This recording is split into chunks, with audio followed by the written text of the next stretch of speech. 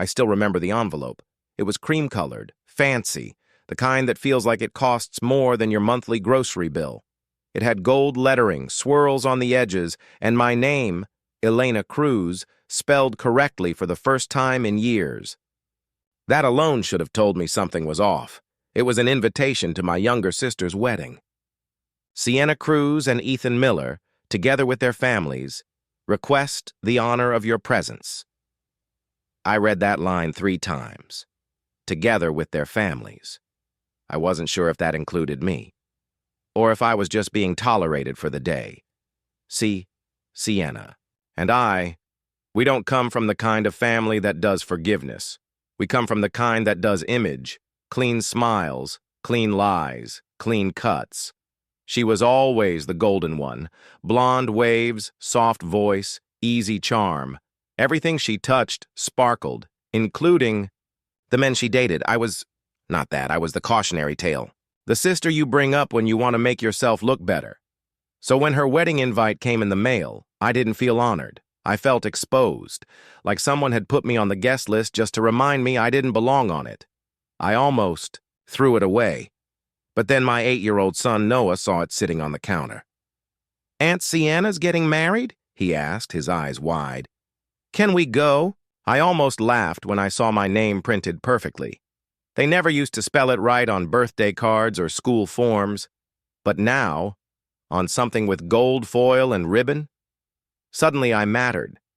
Funny, isn't it? How sometimes the first sign you've been erased is when they try too hard to make it look like you were never missing. I ran my finger over the words. Together with their families, except the last time I saw Sienna, she'd said, "You're not my family anymore." I remember that day, rain, a hospital hallway, and the sound of her walking away in heels I couldn't afford. So no, this wasn't an olive branch. It was a performance, and I didn't know if I wanted to be part of it. And just like that, it wasn't about me anymore. I smiled at him, told him sure, we'd go. Told myself it was for closure, that I was strong enough. Now, that they couldn't hurt me anymore.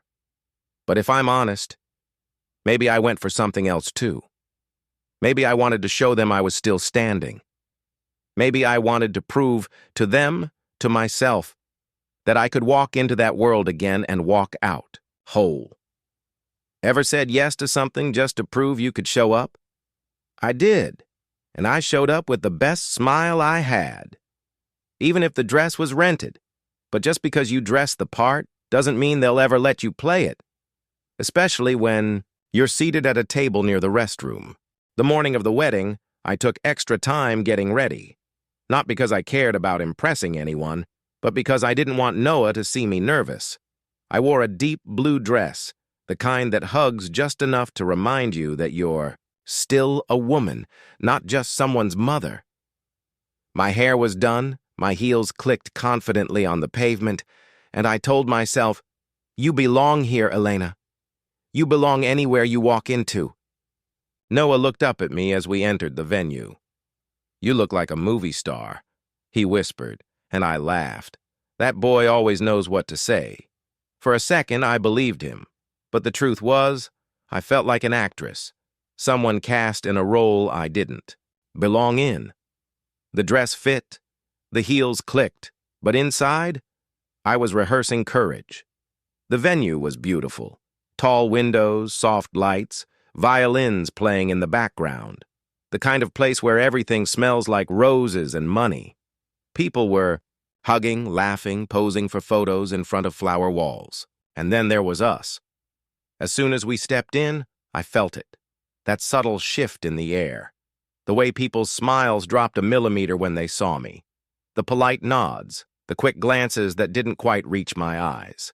Like I was the +1 of someone they didn't invite.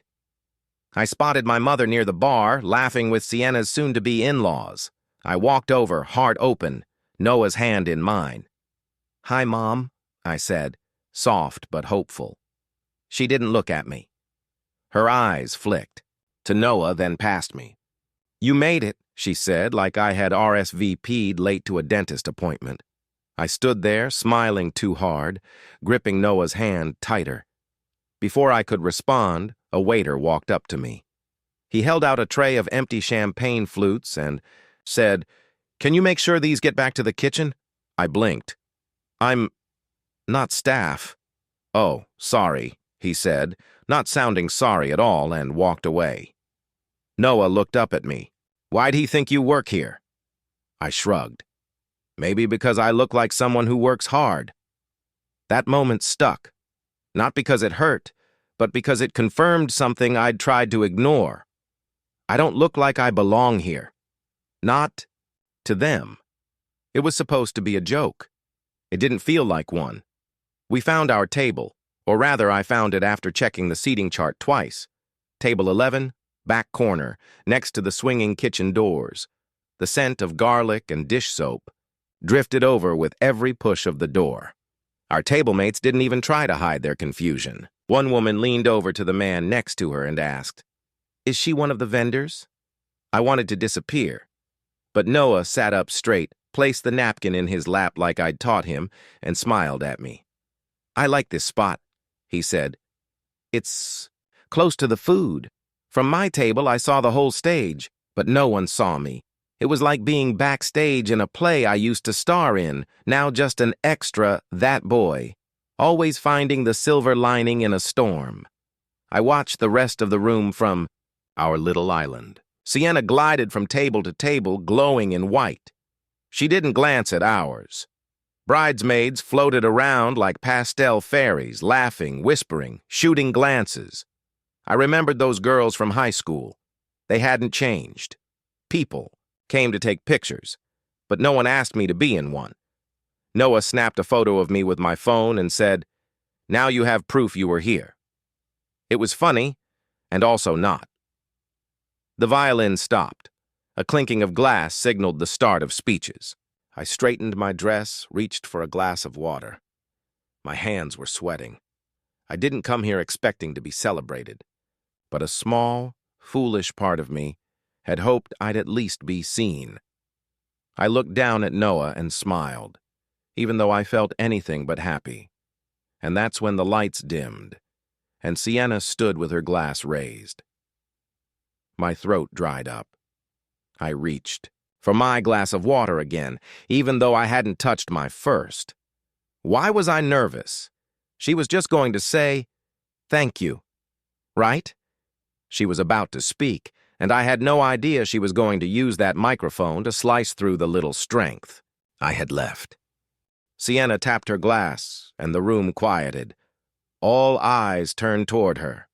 She looked like she belonged on a magazine cover, hair perfect, smile soft, tears just beginning to form in the corners of her eyes.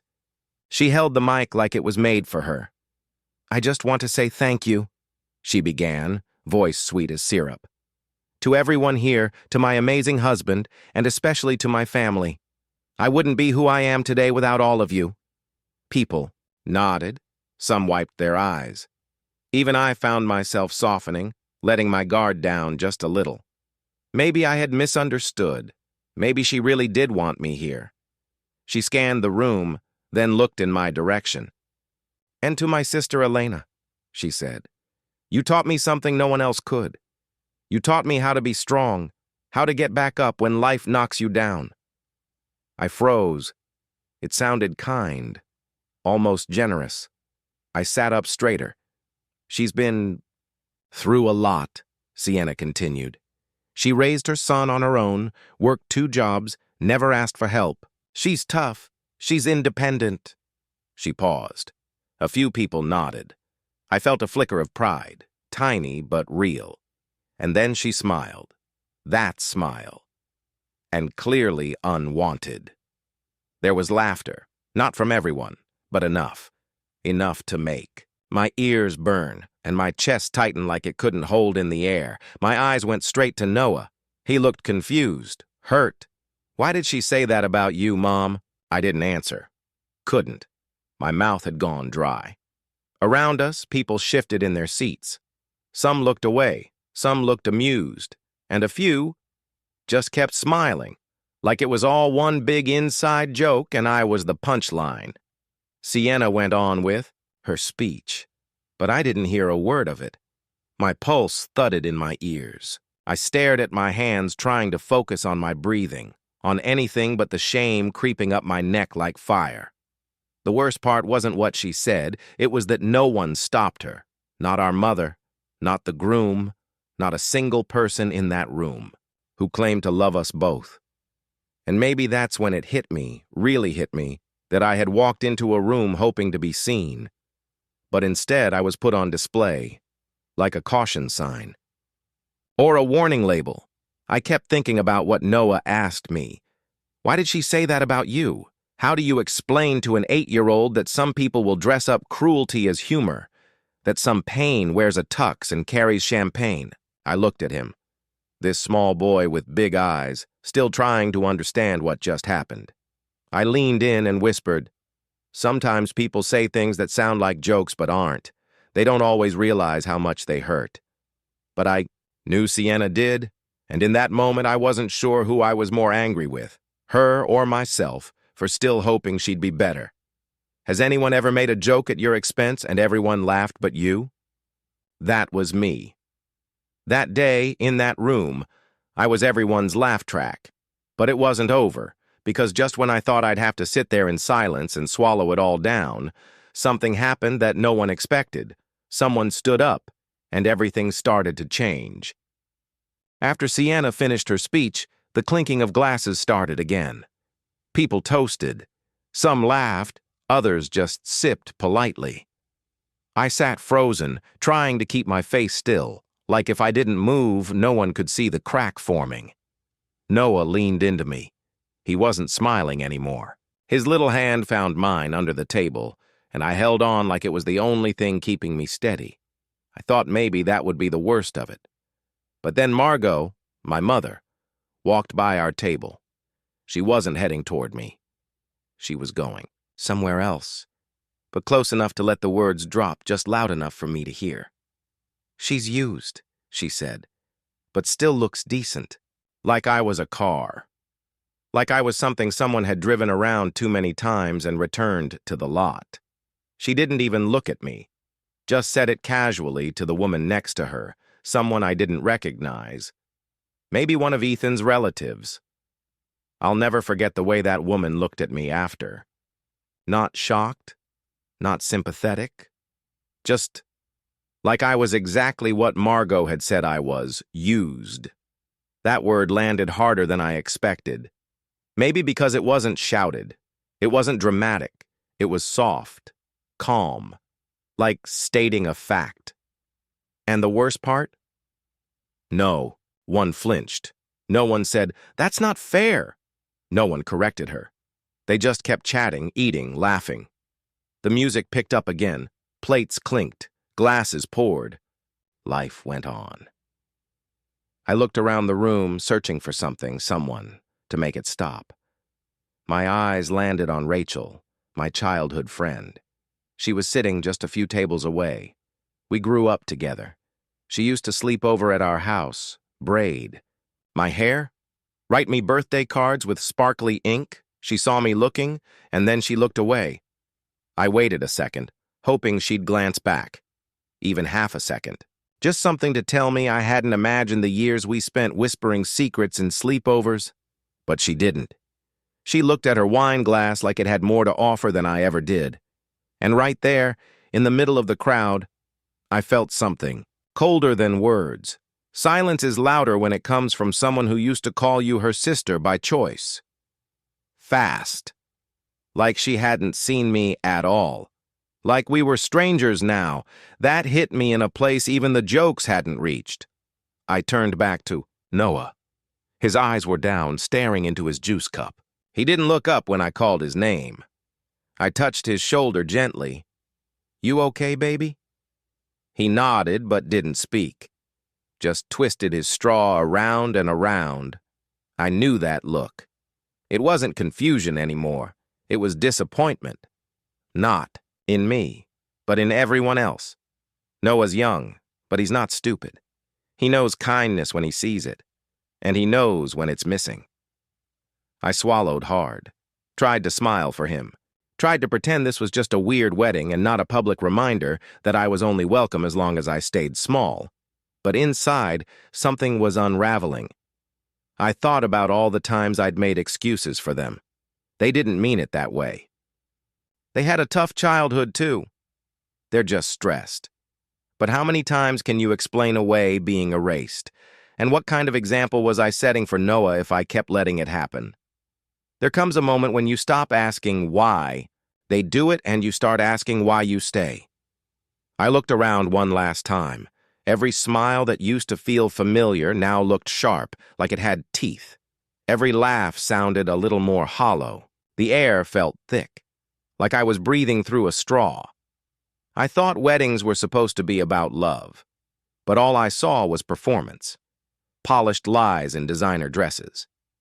And then, just as I was about to stand up and leave, something shifted. Not in the room, in me. I felt it. That tiny flicker of something that had been buried under years of trying to belong. A whisper that said, "You don't have to sit here and take this." But before I could move, someone else did. And for the first time, that day, the spotlight turned away from shame and toward something that felt a lot like justice. I wanted to stand up. I really did.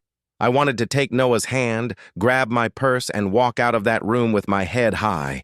But when I tried to move, my legs wouldn't listen. They felt like they were filled with sand. My throat tightened. My heart beat so fast it felt like it might break through my chest. I reached for my water glass just to do something, anything, with my hands. It shook so badly I spilled a little on my lap. No one noticed. Or maybe they did, and just didn't care. It's strange how humiliation doesn't always show up with yelling or pointing. Sometimes it shows up with polite laughter, with eyes that look past you, with people clinking glasses as if to toast the fact that you still haven't left. That's the part that hurt the most. It wasn't just Sienna's words or my mother's comment. It was the way everyone just kept going, like nothing had happened. Like I wasn't sitting there trying not to fall apart. Someone made a joke. Someone else laughed. More wine was poured. The violinists started playing again, and in the middle of it all, I sat still. Noah had gone quiet. Too quiet. He's not usually like that at weddings. He loves cake and music and asking too many questions. But now he just sat there. One hand in his lap, the other still holding my fingers. His little body leaned against me like he was trying to protect me, even though he was the one who needed protecting. I looked across the table at a woman I used to work with. She knew my story. She'd been there when I cried in the break room 3 years ago after my divorce papers were finalized. She'd told me back then, "You deserve better." Now she couldn't even meet my eyes. I wasn't angry. I was tired. Tired of showing. Up to places where I had to shrink myself to fit in. Tired of hoping people would change just because I had. And most of all, tired of pretending I was okay when I wasn't. I thought about what Sienna had said. Unwanted. It echoed in my mind like a bell that wouldn't stop ringing, and every clink of a champagne glass sounded like someone agreeing. She's unwanted. Sometimes the loudest pain comes from the people clapping. I sat there, still gripping Noah's hand, and for a moment I wondered, if I stood up now, would anyone stop me? Would anyone even notice? And then I realized that was the answer. They wouldn't stop me, because in their eyes I had already left long ago. I looked down at my dress, the same one I had thought made me look strong. Now it just felt like a costume, like I'd shown up to play a part in, a play where no one had written me any lines, from the ones who toast cruelty dressed as charm. I don't know what I expected. Maybe a quiet apology. Maybe someone to pull me aside and say, "That was wrong." But no one did. And in that silence, I realized something. They weren't going to fix it. They weren't going to make space for me. And maybe the hardest part wasn't their silence. It was seeing the way Noah looked at them, like he didn't recognize the people he used to call family. Later that night, while brushing his teeth, he asked, "Mom, do people stop loving you when you don't make them proud?" I froze, dried my hands, and told him something I wish someone had told me sooner. You don't have to earn love. Real love doesn't disappear when you mess up. And if it does, it wasn't real. Then I tucked him in, kissed his forehead, and whispered, "Being kind doesn't make you weak, and walking away isn't losing. Sometimes it's the bravest thing you can do." He nodded like he understood, and that moment felt more real, more healing than any apology I never got. If I wanted peace, I'd have to take it myself. My hand tightened around Noah's. I looked at him, not just to check if he was okay, but to remind myself why I had to be strong, not loud, not angry, just steady. Then, from across the room, someone stood up. Not Sienna, not Margot. It was Ethan, the groom, the man who was supposed to be marrying into our mess and pretending he didn't see it. But he had seen it, and in that moment, with everyone still clapping and smiling and pretending, he did what no one else in that room had the courage to do. He walked toward the mic, and for the first time all night, I felt something shift. Not just in the room, in me. Maybe you've been there too. Sitting in a room where your name becomes a joke, waiting for someone, anyone, to say that you matter. I didn't know what Ethan was going to say, but whatever it was, I knew it would be more honest than all the smiles in that room put together. Ethan didn't rush. He walked to the front slowly, almost too slowly, like he was carrying something heavy. He didn't look at the guests. He didn't smile. He didn't reach for Sienna's hand, even though she stood just a few steps away. Instead, he looked right at me, and then he picked up the microphone. At first, people kept talking, a few laughs here and there, glasses clinking. It wasn't unusual for the groom to speak after the bride. Maybe they thought it was just part of the plan, but it wasn't. Ethan didn't clear his throat or tap the mic for attention. He didn't need to. The moment he opened his mouth, the entire room shifted. "What just happened," he said, voice calm but steady, "was not a joke." Ethan cleared his throat. "I wasn't planning to say anything tonight," he began, voice steady. Then, he looked across the room, not at Sienna, but at Noah. His face softened. "But then I saw a little boy try to understand why his mom wasn't being treated like family." He paused. "And I realized silence would make me just like the rest of them." You could have heard a pin drop. It was cruelty. Dressed up, as tradition, wrapped in a bow of forced smiles and family politics. Now people were really listening. I felt every eye swing from him to me and back again. "I wasn't raised to laugh at someone's pain," he went on, "and I wasn't raised to stand quietly when I see someone being hurt, especially by people who say they love her." His eyes never left mine. I met Elena through stories before I ever met her in person. I was told she was bitter, that she was dramatic, that she ruined her own life. He paused. And then I met her, and none of that was true. Whispers started spreading across the room. "She's strong," Ethan said, "because she had to be. She's kind, even when she's been treated unkindly, and she has more grace than half the people in this room combined." I felt the tears start to build, but I didn't let them fall. I just listened. He wasn't done. "You don't have to, like everyone in your family, but you don't get to humiliate them in front of their child. You don't get to turn their life into a punchline and then raise your glass, like that makes it okay." Now the silence was thick, uncomfortable. Some people shifted in their seats. Others just looked down at their plates. "And if calling that outruins your perfect photo album," Ethan said, "so be it." Sienna's face had gone pale. Her smile was long gone. Margot's jaw was tight. She looked like she wanted to speak, but for once, she didn't. Ethan turned back to me one last time. "Some people are born into families who protect them," he said. "Others have to protect themselves. But either way, Elena, you deserve to be treated like a human being, not a joke. He set the mic down. No dramatic drop. No exit music. Just the truth, laid bare in a room full of people who weren't ready to hear it. I didn't know what to do. Part of me wanted to clap. Another part wanted to hide. But Noah looked up at me with wide, shining eyes. "That was for you, Mom," he whispered. And maybe it was. Maybe for the first time in a very long time, someone had said what I couldn't. Someone had looked at the crowd and reminded them, and me, that silence isn't neutral. That sometimes the loudest act of love is standing up when everyone else stays seated.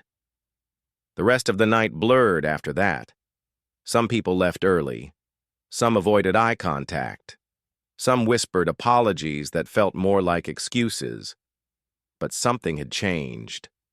Not just in the room. In me.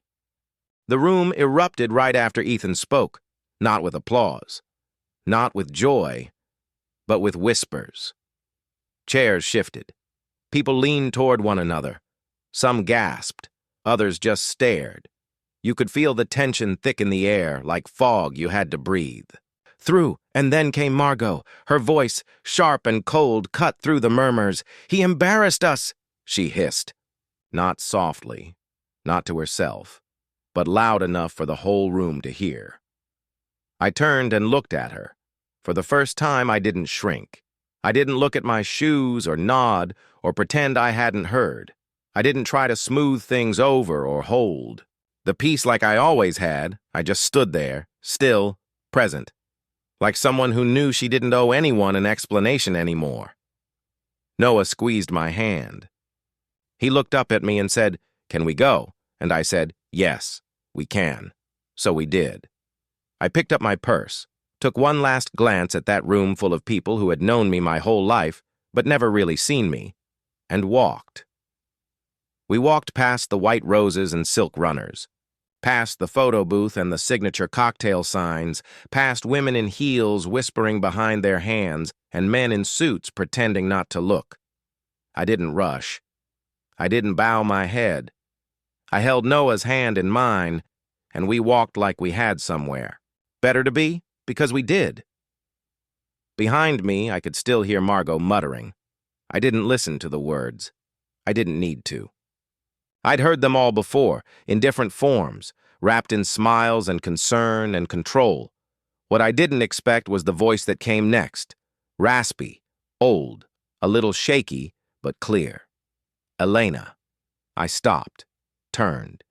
It was my grandfather, Margot's father, standing slowly, gripping the edge of his chair.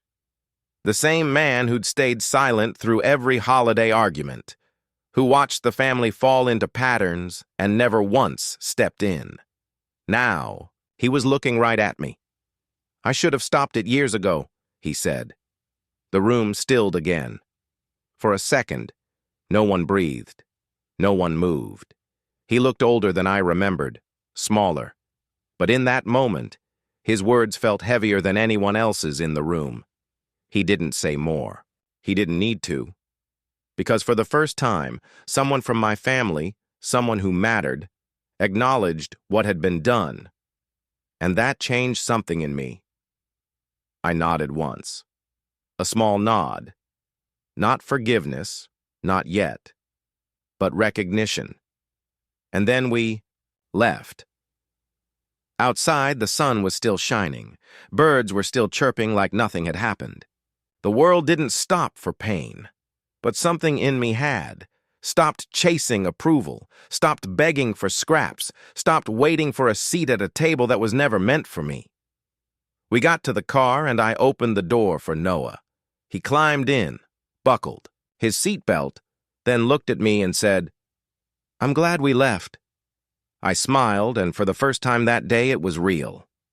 "I am too," I said. Driving away, I felt lighter, like shedding a skin that had never fit right in the first place. Sometimes walking away isn't weakness, it's power. Sometimes leaving a room is the bravest thing you'll ever do, and sometimes the smallest voice, One that says, "I should have stopped it," can echo louder than 100 people clapping for your silence. We didn't wait for cake. We didn't wait for dancing or speeches from the best man or whatever else they had planned to wrap the night in a pretty bow. I had seen enough.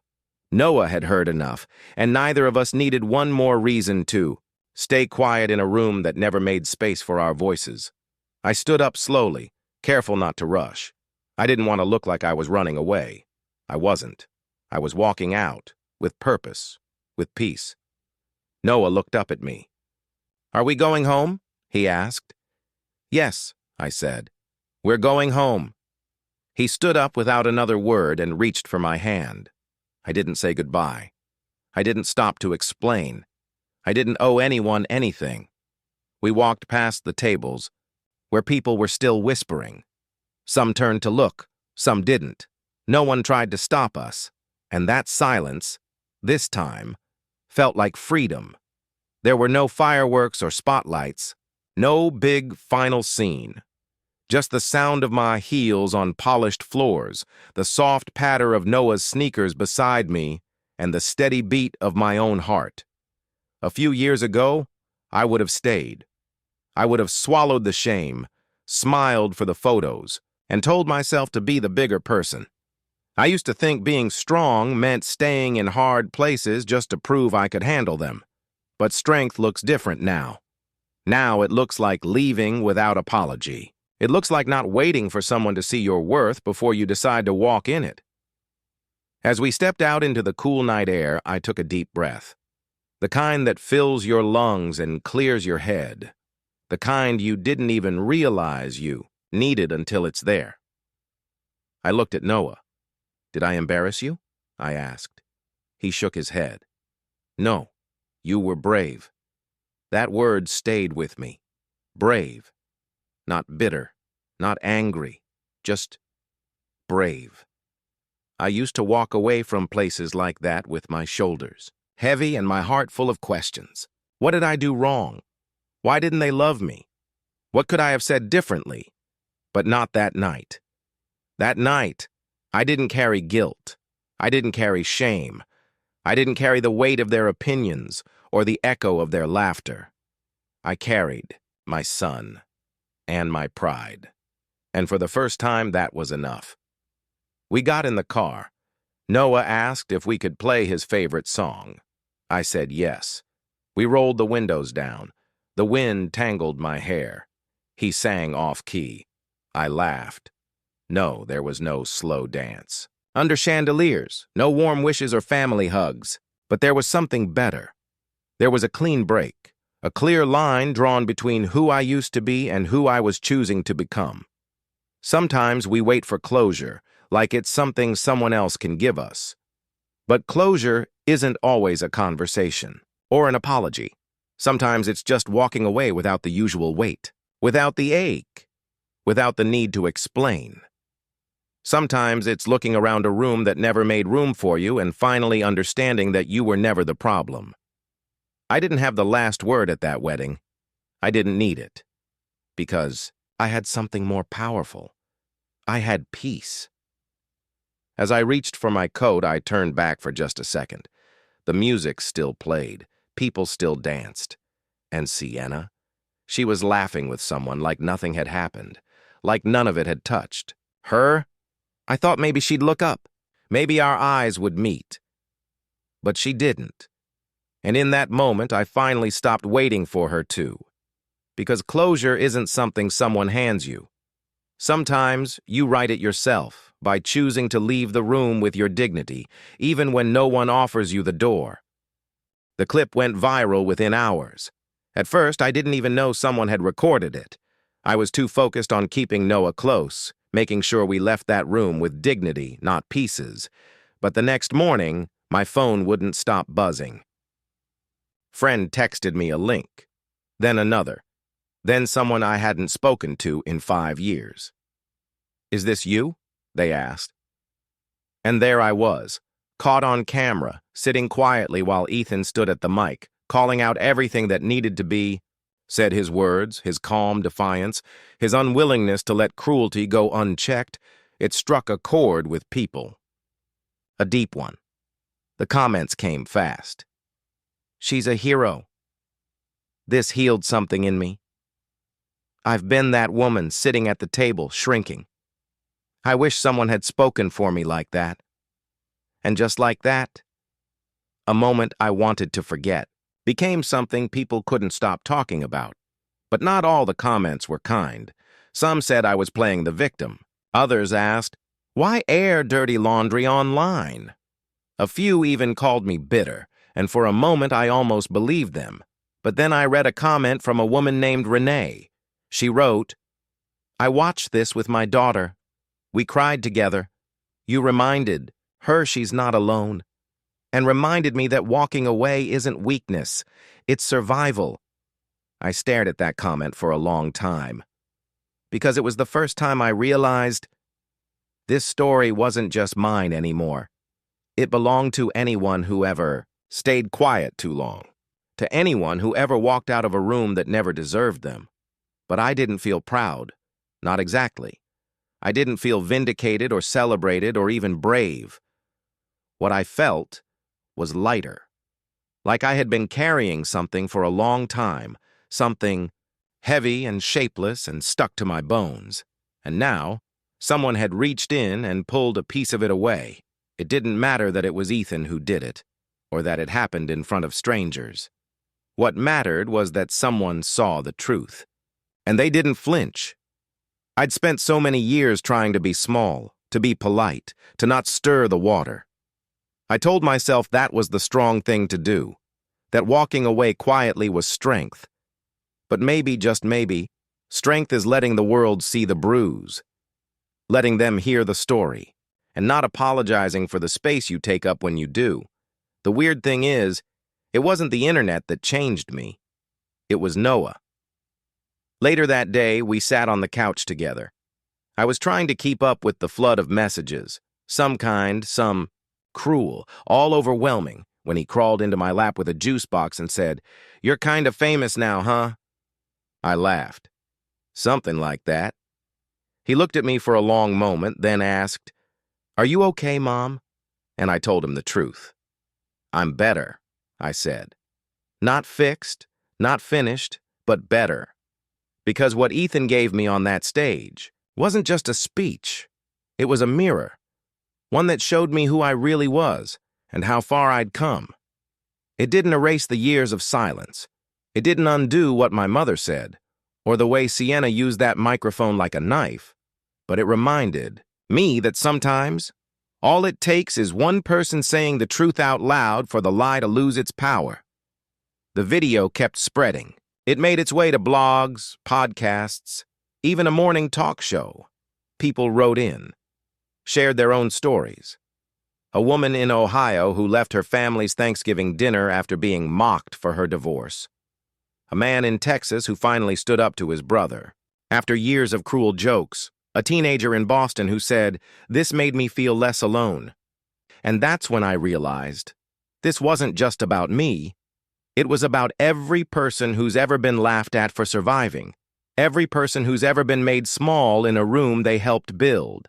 And if my story could make them feel less alone, then maybe all that pain wasn't wasted. It didn't make me famous. It made me real. And that was enough. After Ethan walked off that stage, everything moved in slow motion. He didn't go back to Sienna. He didn't try to explain himself or make it softer for anyone. He just left. Out the front door. Gone. The room buzzed. People whispered. But no one followed him. Not even Sienna. She stayed at the head table, face pale, jaw tight, gripping her champagne flute like it could hold her whole world together. I sat there with Noah, still frozen, still holding on to the moment like it might evaporate. If I blinked, no one came to me, not a single person offered a word, not an apology, not a glance, not even a sigh that said, "This was too much." Except my mother. She didn't come close, but she called. That night. After the wedding had unraveled and the photos had been ruined and the family pride had taken a hit, her voice on the phone was sharp. You embarrassed your sister." I said nothing. "She wanted this day to be perfect. You made it about you." I bit the inside of my cheek, hard. Because if I spoke, I'd scream. But what's the point of screaming when the people you're screaming at believe they've done nothing wrong? So I just said, "Good night, Mom," and hung up. And that was the last time I picked up when she called. I didn't get a follow-up text from Sienna. No apology, no explanation, nothing, and maybe that was the clearest message of all. They weren't sorry. They just didn't want the world to see what they really were. And maybe that's okay? Because for the first time, I realized I wasn't waiting anymore. Not for an apology, not for an invite, not for a seat at a table where I was only ever meant to be decoration, or worse, the joke. That part of my life was over. Noah and I got pancakes the next morning. He ordered extra whipped cream. I let him. We talked about school, about his science project, about whether dogs dream in color. He didn't bring up the wedding. Neither did I. But as we walked back to the car, he slipped his hand in mine and said, "You looked really pretty yesterday." I looked down at him. "Thank you, baby."